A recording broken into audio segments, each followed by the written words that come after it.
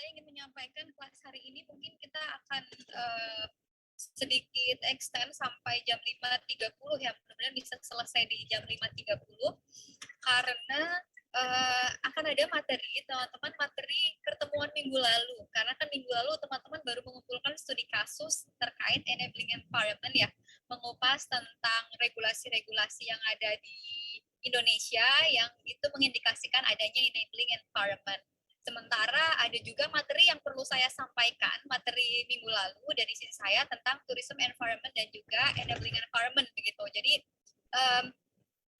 nanti ini setelah ini akan ada materi itu saya delivery, kemudian setelah itu teman-teman akan presentasi. Mungkin salah satu ada yang bisa membantu saya nanti share screen slides-nya itu slides yang linknya ada di Google Classroom ya. Masing-masing kelompok sudah mengunggah infografis di slides-nya ya, slides yang ada di Google Classroom. Sudah semuanya belum? Ya, sudah, Bu. Oke, baik, sudah ya. Oke, kemudian setelah itu, untuk materi hari ini kalau sesuai dengan RPKPS kan harusnya kita belajar tentang political ecology. Nah, materi political ecology itu salah satu materi yang cukup berat untuk bisa dipahami. Saya mungkin bisa sampaikan itu dulu di depan. Sehingga kita tidak bisa langsung delivery materi tersebut begitu. Untuk itu saya sudah mengunggah 3 artikel gitu ya. Harusnya ada 7 artikel, tapi mungkin nanti akan cukup berat untuk dipelajari selama 1 minggu oleh teman-teman ya. Sehingga hanya ada 3 artikel yang saya unggah di Google Classroom.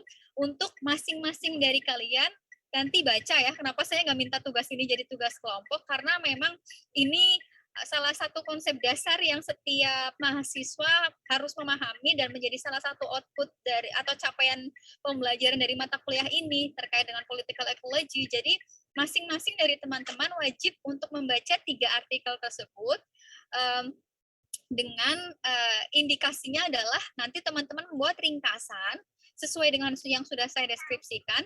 Ringkasannya masing-masing artikel maksimal 300 kata begitu. Jadi silahkan selama 1 minggu ini belajar tentang political ecology sesuai dengan artikel yang sudah saya share. Kemudian nanti ringkasannya teman-teman bisa unggah maksimal hari minggu depan ya, tanggal 20. Jadi masih ada waktu sekitar 1 minggu. Setelah itu nanti Senin depan insya Allah akan ada materi dari saya tentang political ecology dan diskusi dari apa yang sudah teman-teman baca begitu. Jadi nanti UTS-nya mundur tidak di tanggal 28 Maret tapi di minggu depannya lagi. Minggu depannya lagi tanggal berapa ya? April awal ya. Kurang lebih April awal, hari Senin April awal. UTS-nya kan open book. Jadi nggak usah khawatir karena open book gitu ya. Yang penting teman-teman belajar gitu. Jadi masih ada waktu untuk belajar UTS. Kurang lebih seperti itu ya. Sebelum memulai kelas, saya ingin menginformasikan itu. Baik teman-teman, sembari teman-teman menyempurnakan slides-nya, saya akan share materi hari ini yang sudah saya unggah juga ya materinya. Mungkin ada yang udah sempat mengintip gitu. Materi week 4 ya, materi yang harusnya disampaikan minggu lalu. Tapi ini saya sampaikan minggu ini pelan-pelan sembari teman-teman juga melihat compatibility-nya dengan studi kasus yang teman-teman sampaikan. Sebentar ya.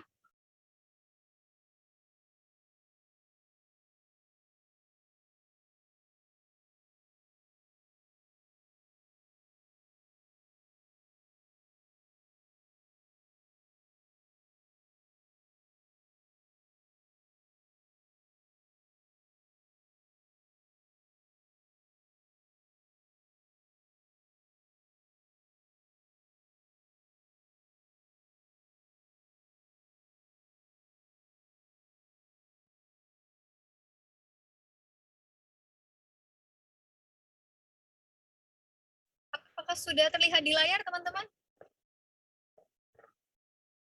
Sudah, Bu Intan. Oke, baik.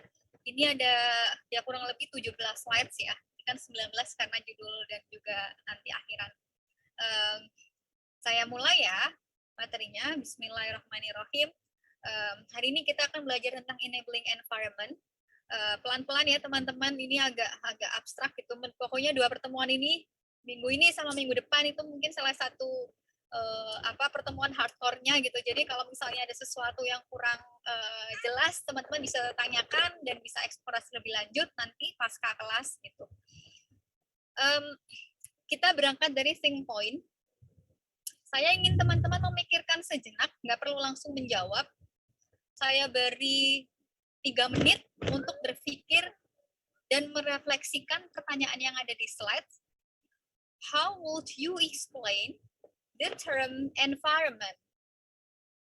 Bagaimana teman-teman akan menjelaskan terminologi dari lingkungan, environment?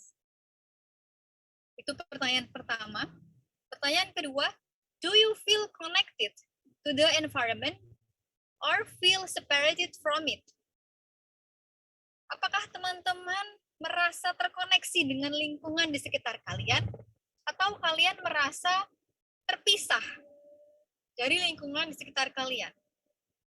Kemudian pertanyaan lanjutannya, how would you explain to someone the kinds of values you place on nature?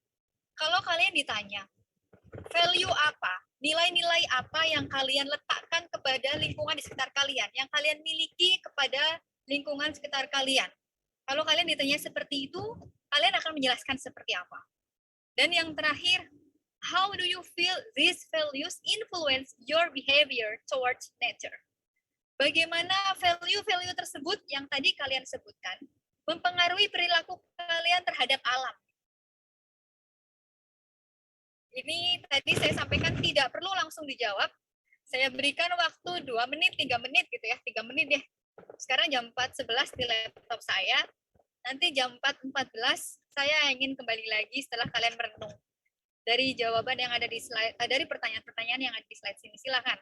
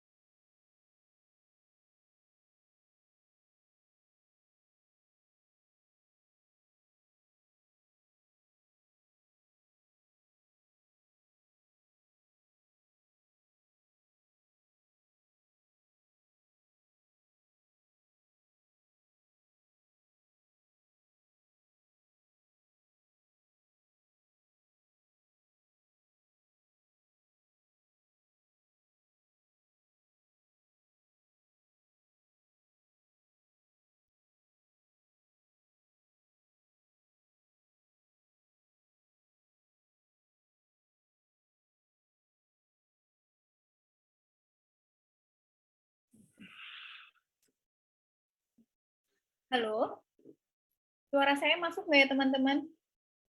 Masuk Bu Intan. Masuk, Bu. Oke, tadi agak lost bentar ya koneksinya. Oke, baik. Ini teman-teman sudah merenung ya dengan pertanyaan ini. Ada yang sudah mendapatkan jawabannya nggak?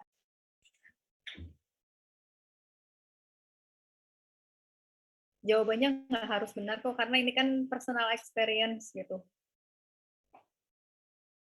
Ada yang mau mencoba untuk sharing? Saya mungkin, kalau tidak ada yang mau, kalau teman-teman, oh Risa angkat tangan ternyata. Akbar dulu nggak apa-apa. Akbar habis Oke, itu Risa. dulu.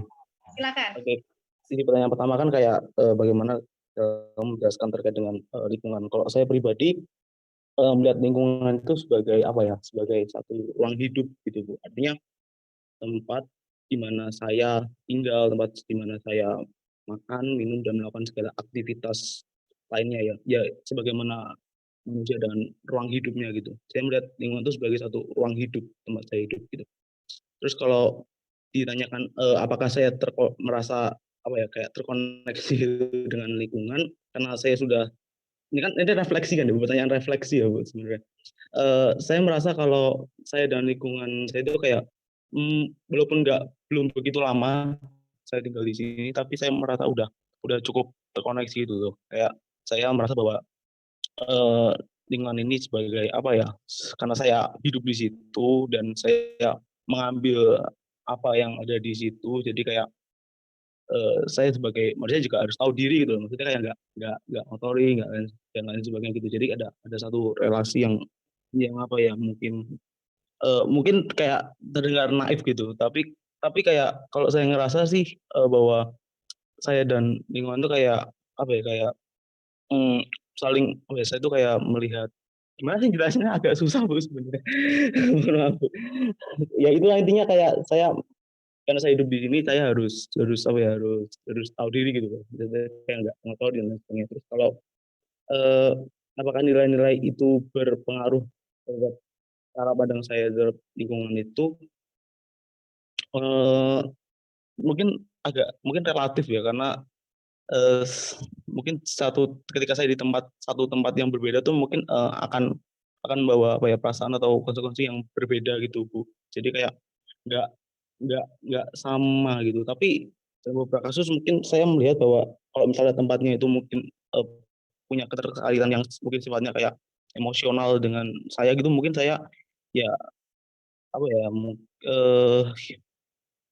akan sedikit terpengaruh gitu terkait cara pandang saya terhadap lingkungan yang tadi saya mungkin sebutkan tadi. Misalnya kayak ya saling apa ya melihat secara relasi yang saling apa ya saling hmm, timbal balik gitu Bu istilah itu sih. Terus sama pertanyaan terakhir tadi apa ya lupa saya lupa saya sebenarnya itu sih Bu yang bisa saya jelaskan. Mohon maaf kalau agak kurang jelas atau bagaimana.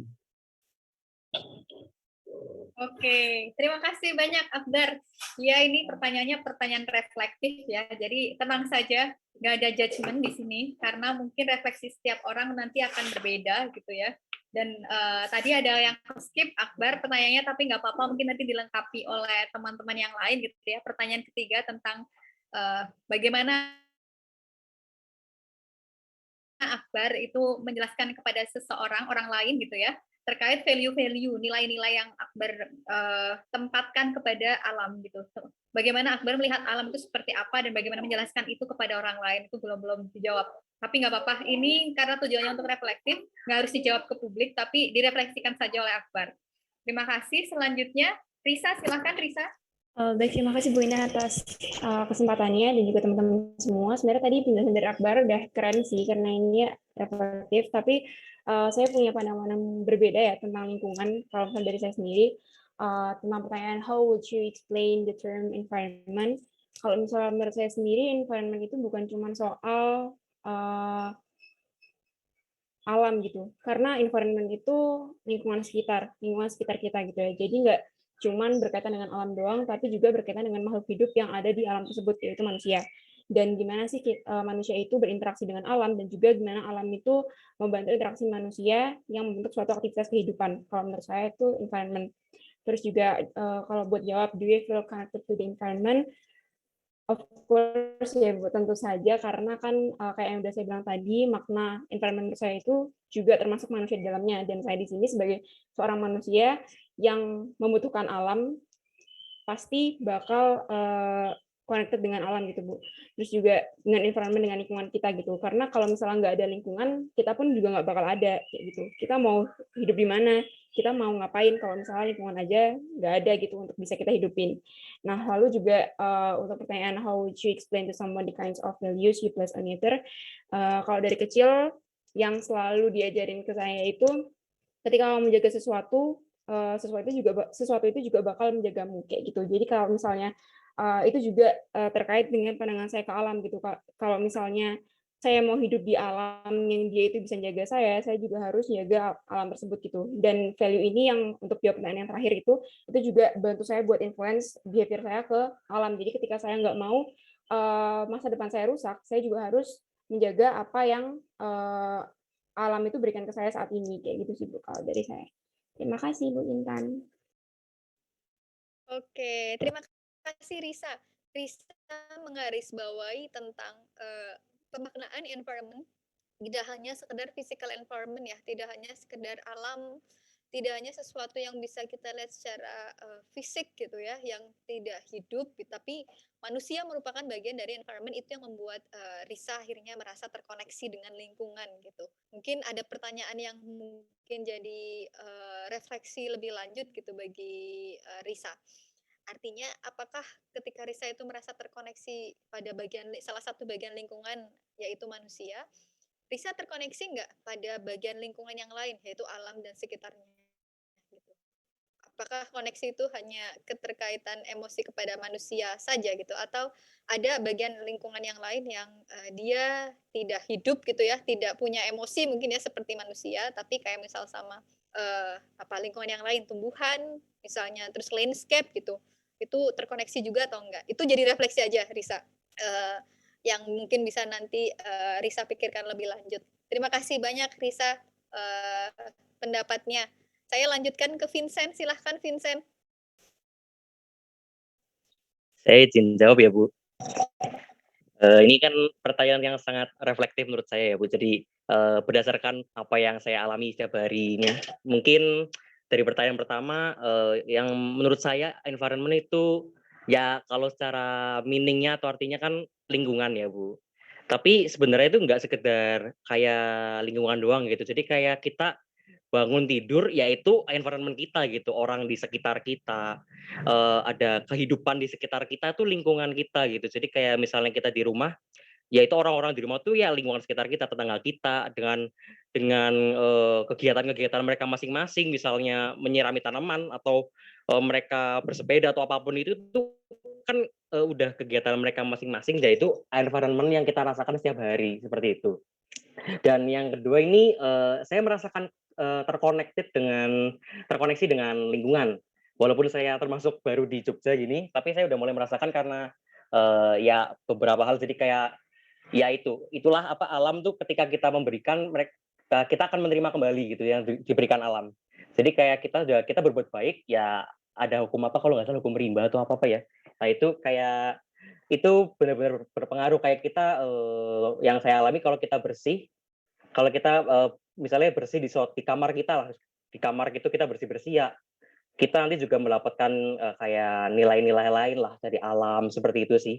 Terus kayak kalau kita di jalan gitu nggak buang sampah sembarangan, ya alam tuh secara nggak langsung tuh juga yang ngerti gitulah bahasanya gitu Bu mungkin Bu. Terus lanjut aja ya Bu, yang ketiga how would you explain to someone kinds of values you place on nature ya. Value yang saya taruh di alam itu mungkin nggak tahu ya Bu, saya dari dulu benar-benar diajarin di keluarga saya nilai kebersihan Bu. Kalau kotor sedikit saya dimarahin Bu soalnya Bu. Jadi kayak ya itulah, jadi kayak kalau pergi-pergi jangan buang sampah lah, jangan buang sampah, buang yang benar gitu. Jadi kayak itu jadi nilai yang sebenarnya sepele, kita anggap sepele, tapi ya kayak kayak itu kan bagian dari kehidupan kita sehari-hari ya, kayak buang sampah. Tapi itu bermakna besar sebenarnya bagi lingkungan, bagi environment. Dan yang terakhir nih nilai itu berpengaruh besar, ya berpengaruh besar Jadi kayak itu dengan nilai kebersihan yang saya lakukan pada alam, saya jadi memiliki kepribadiannya saya harus bersih. Saya nggak boleh kotor, nggak boleh memberikan contoh yang buruk. Seperti itu mungkin Bu, kurang lebih. Terima kasih Bu Intan. Oke, terima kasih Vincent. Vincent juga memberikan gambaran tentang bagaimana diri Vincent itu sepertinya embedded dan embodied ya sama lingkungan ya, kayak menyatu dan udah jadi bagian hidup gitu. Dari mata pertama yaitu lingkungan gitu. Jadi koneksinya tidak hanya sekedar koneksi yang ketika kita pikirkan secara sadar, tapi di bawah alam bawah sadar pun itu juga kita terkoneksi pada lingkungan gitu kalau menurut Vincent ya. Masih ada 2 tangan di sini ada Iswan dan Anur gitu ya, tapi sayang sekali teman-teman waktu kita terbatas karena teman-teman nanti kan perlu presentasi ya. Nanti refleksi ini bisa bisa disampaikan di akhir, tenang saja. Kalau waktunya sisa ingatkan saya untuk, waktu untuk kalian berefleksi lebih lanjut gitu. Tapi saya senang sekali, saya mengapresiasi sekali kita membuka kelas ini dengan reflektif gitu ya, karena, ketika kita bicara tentang lingkungan dan pariwisata sebelum kita masuk ke pariwisata, kita sebagai manusia biasa gitu sebelum memposisikan diri kita sebagai akademisi pariwisata, itu perlu, refleksi mendasar tentang bagaimana kita menyikapi lingkungan. Kenapa penting gitu? Kenapa kita justru berangkatnya dari refleksi yang seperti ini? Karena ini sangat mempengaruhi bagaimana kita kemudian menciptakan nantinya kalian memposisikan diri sebagai akademisi pariwisata, sebagai profesional di bidang pariwisata, ini akan mempengaruhi bagaimana kalian mengelola lingkungan. Melihat lingkungan seperti apa, yang pada akhirnya membuat enabling environment itu seperti apa, melalui kebijakan-kebijakan yang nantinya mungkin kalian susun di masa depan, begitu. Jadi, refleksi dasar ini diperlukan gitu, sebelum kita, nantinya mungkin secara pragmatis membuat atau mengelola lingkungan nantinya akan seperti apa. Tapi by nature, manusia itu sebetulnya melihat lingkungan itu seperti apa, perlu kita perhatikan ulang, perlu kita garis bawahi lebih lanjut. Karena semakin ke sini, tanpa refleksi seperti ini, mungkin teman-teman juga menyadari, sepertinya lingkungan itu semakin hari semakin kita lihat sebagai sesuatu yang take it for granted, ya udah gitu. Kita eksploitasi dan itu memang ada terus gitu. Kayak setiap hari kita ngelihat lingkungan kayak tetap ada terus kok. Kalaupun rusak kayaknya nggak terlalu langsung berimbas pada kita kok gitu. Tapi kalau kita terus-menerus melakukan refleksi mungkin akan bisa lebih, memberikan bekal terhadap penyusunan-penyusunan kebijakan mungkin, atau mungkin terhadap pekerjaan-pekerjaan yang nantinya akan kalian lakukan gitu.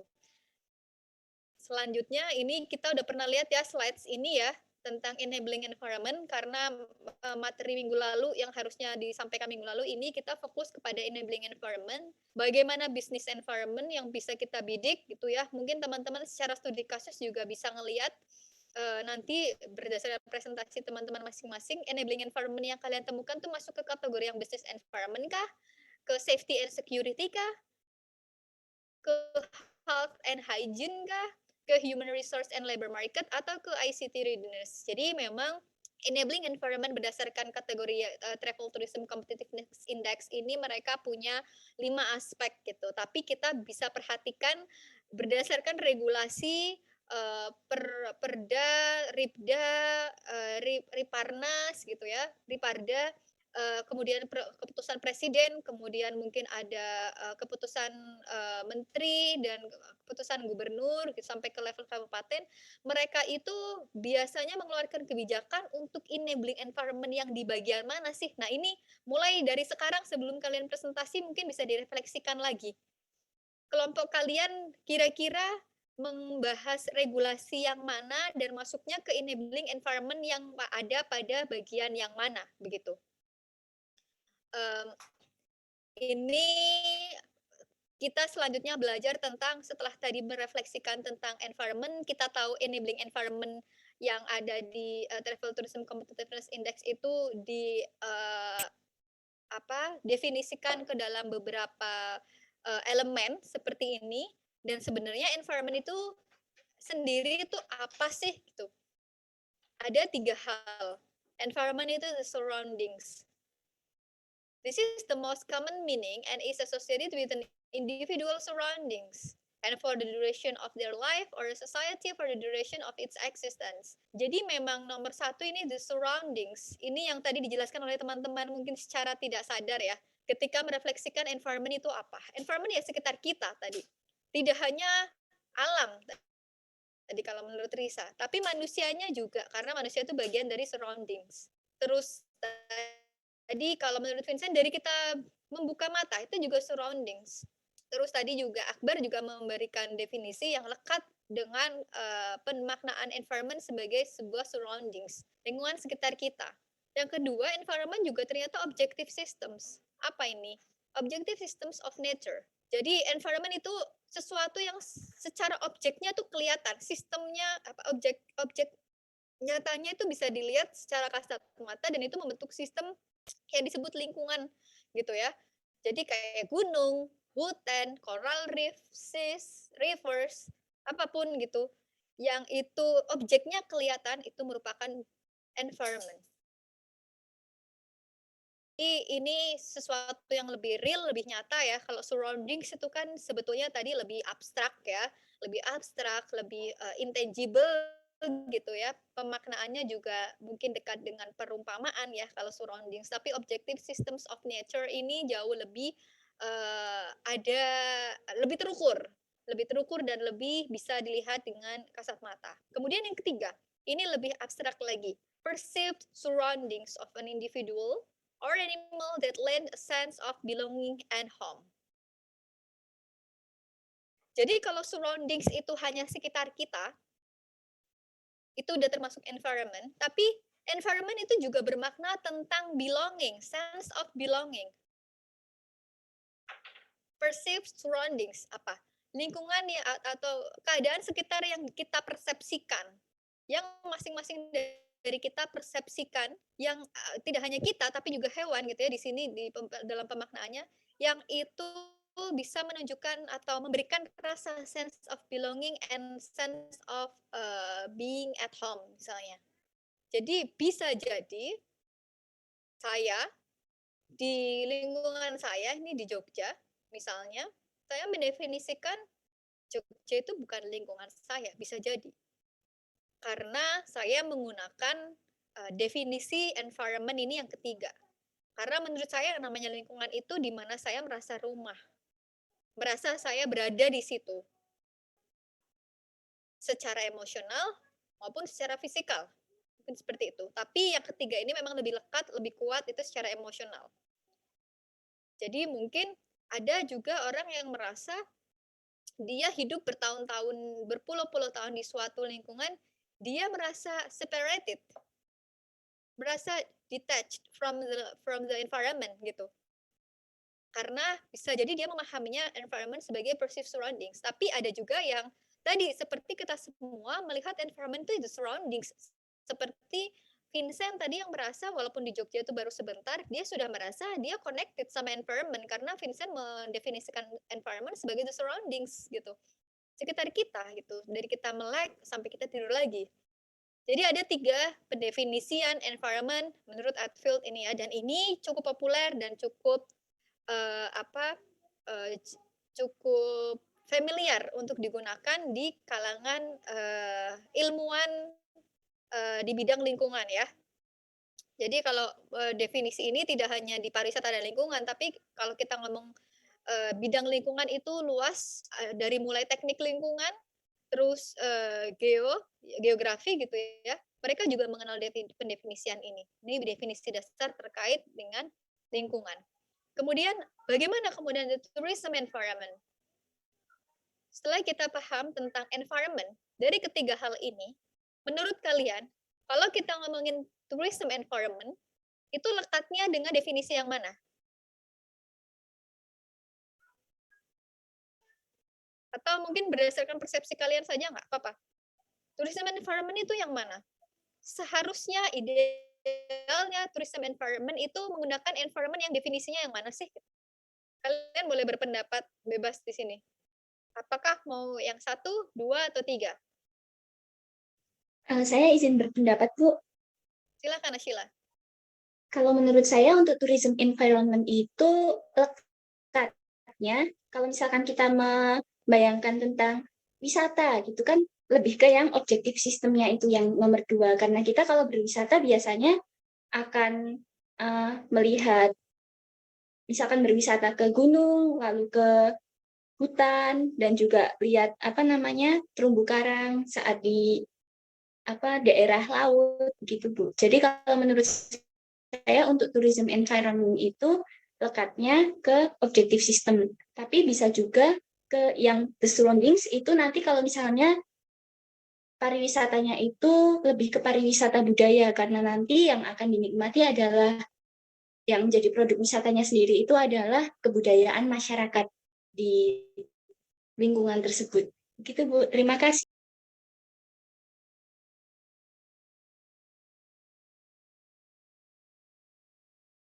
Lekat ke yang pertama karena itu terkait objek yang dipasarkan gitu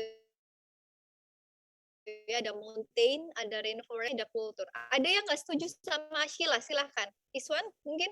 Izin menambahkan, sebenarnya cukup setuju dengan nasihat tadi, tapi saya cuma ingin menambahkan yang saya merasa bahwa lebih dekat di the surroundings. Pariwisata itu kan erat kaitannya dengan motivasi wisatawannya, Bu. Dan motivasi wisatawan itu bermacam-macam karena pariwisata itu sendiri bersifat dinamis. Ada mungkin yang berwisata itu untuk holiday, ada juga yang orang berwisata itu untuk pendidikan maupun untuk kerja. Jadi menurut saya lebih lekat tujuannya dengan the surroundings. Oke. Terima kasih Iswan. Iswan menekankan pada surroundings karena tujuan dari berwisata masing-masing wisatawan itu juga berbeda-beda menurut Iswan. Ada yang nggak setuju dengan Iswan dan nggak setuju juga dengan Ashila? Mungkin punya pendapat lain, silahkan.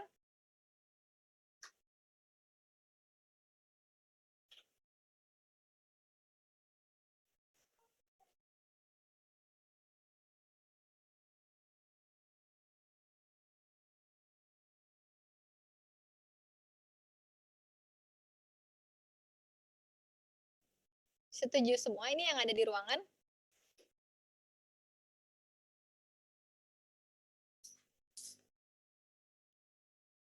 Oke, baik. Teman-teman, menurut teman-teman kenapa penting kita menanyakan ulang bagi kita yang berada di ranah pariwisata, menanyakan ulang environment itu apa di konteks pariwisata. Kenapa penting menanyakan itu? Ada yang mau berpendapat nggak?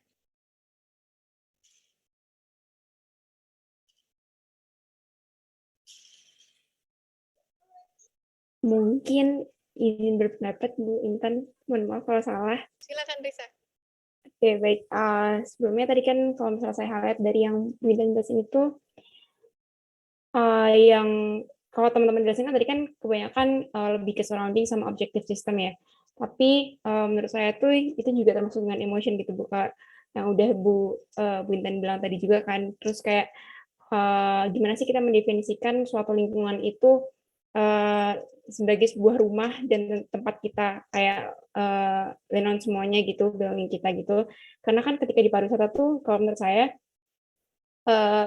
kan kita tuh pariwisata kan perjalanan ya Bu, berkaitan dengan perjalanan kita melakukan perpindahan gitu. Nah, gimana kita bisa mendefinisikan kalau kita tuh berpindah, sedangkan kita tuh nggak tahu kalau misalnya setiap lingkungan itu berbeda gitu. Nah, lingkungan yang berbeda itu biasanya kita rasain dari emosinya. Kayak misalnya nih, kita anggap daerah asal kita itu sebagai daerah tempat tinggal, sebagai rumah kita. Berarti kan kita merasakan emosi di sana itu adalah tempat rumah tinggal kita gitu. Nah, karena itu kalau misalnya kita mau berpariwisata, kita mau melakukan perjalanan, itu kan berarti kita harus berpindah ya Bu. Nah, itu kan ke lingkungan yang berbeda lagi, yang menurut kita itu belum tentu kita definisikan sebagai rumah gitu kayak yang sebelumnya. Nah, itu Bu. Sebenarnya saya juga nggak tahu saya ngomong apa, semoga Bu Intan nangkep. Terima kasih. Nggak apa-apa Risa, terima kasih banyak.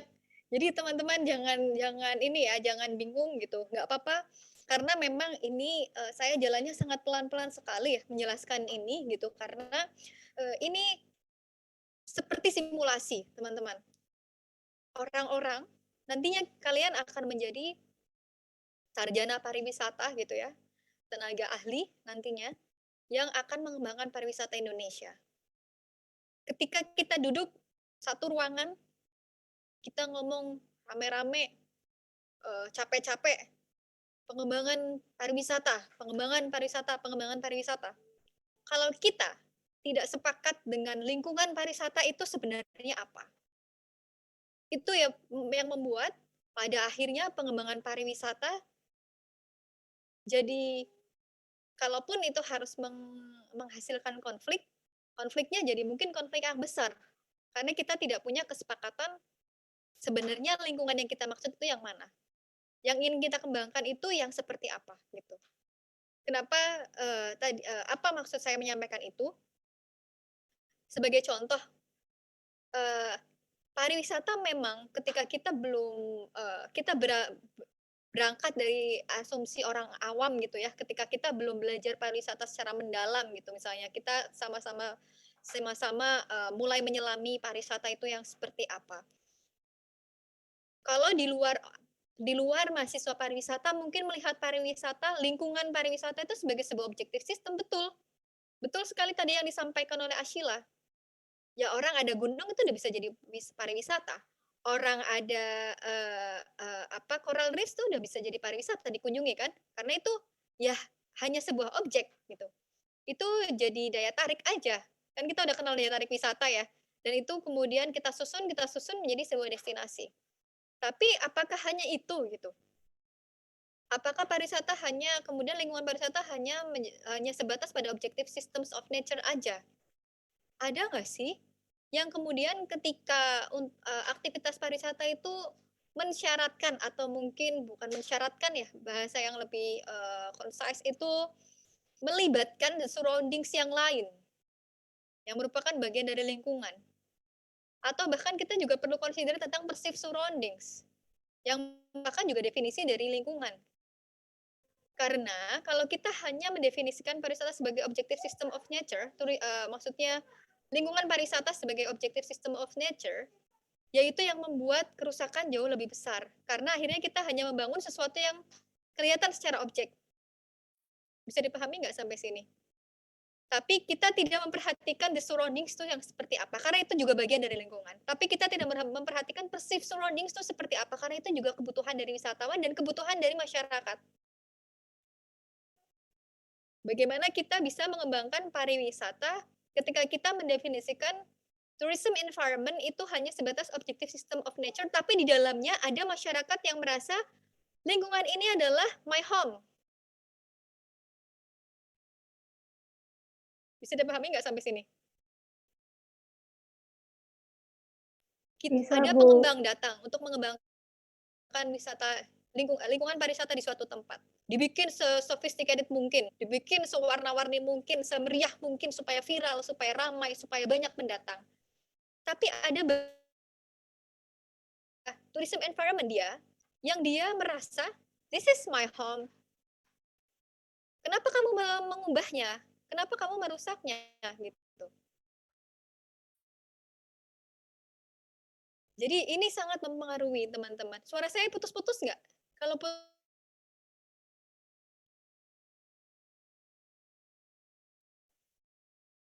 Sedikit putus-putus, Bu.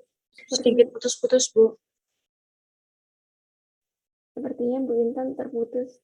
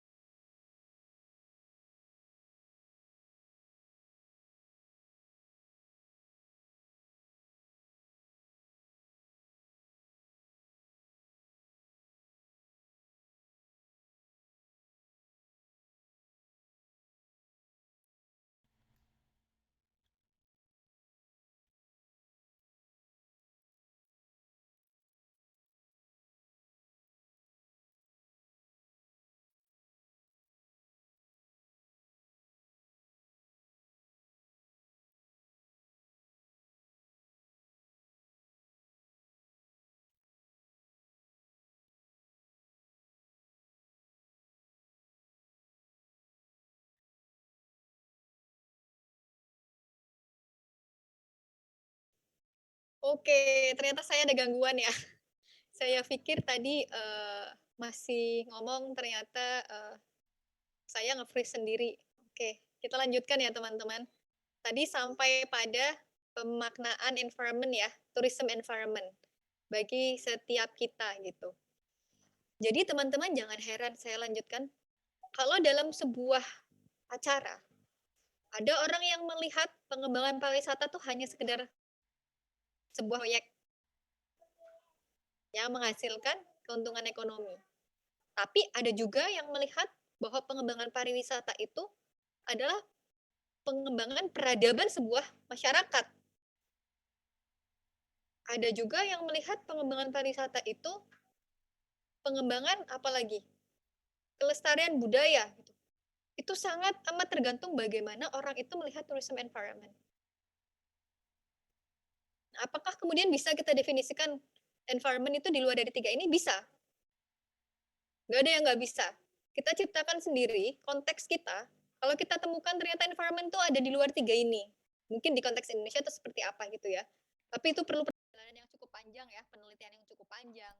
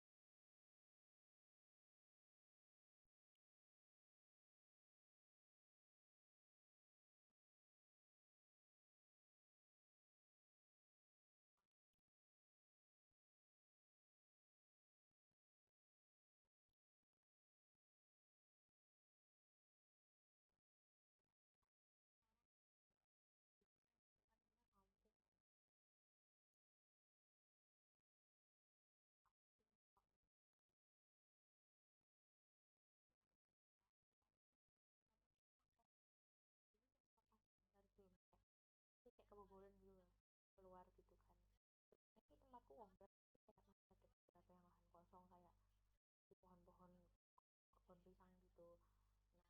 Nah itu tuh dia keluar gitu.